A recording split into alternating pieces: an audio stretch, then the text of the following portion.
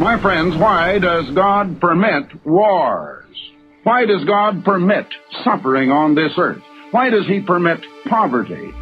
Why does He permit unhappiness and all of these terrible conditions that we see on the earth? Now, a good many people ask that question, and they reason that if God is all-powerful, He could stop it. And if He is a loving God and a compassionate and a merciful God and really loves us, He wouldn't want us to suffer, and He has the power to stop it. The answer is then, why does God not stop it? Why does He permit all of the unhappiness? Why does He permit the sickness? Why does He permit the suffering, the poverty, the fear and the worry, and the empty lives and the terrible, unhappy conditions that we see all over this earth? Now I'm going to give you the answer very quickly. It is because God permits men to think and to act for themselves. It's because God permits us to be free moral agents. It is because God does not force His religion on us. He does not cram His religion down our throats. Now, the only way that God could prevent wars, the only way that He could prevent suffering, poverty, unhappiness, sickness, and disease, and all these things would be to cram His religion down our throats, so to speak.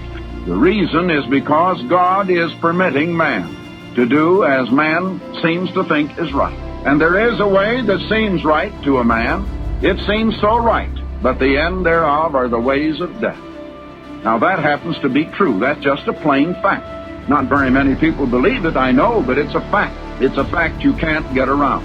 And the only way that God could prevent all of these terrible conditions would be to prevent man from doing the things that bring these terrible conditions upon us. And man wants to do it, and if God prevented man from doing it, He would have to prevent man from thinking for himself or acting with free volition as man decides. And to do that, He would have to make man like an automaton or like some absolutely brainless, mindless creature of some kind that had to do just as God had said it to do and would be totally unable to think or to reason or to plan or to act according to self-direction and free volition, free moral agency. Now, God put us here for a purpose, and if God did that, it would defeat the whole purpose of God.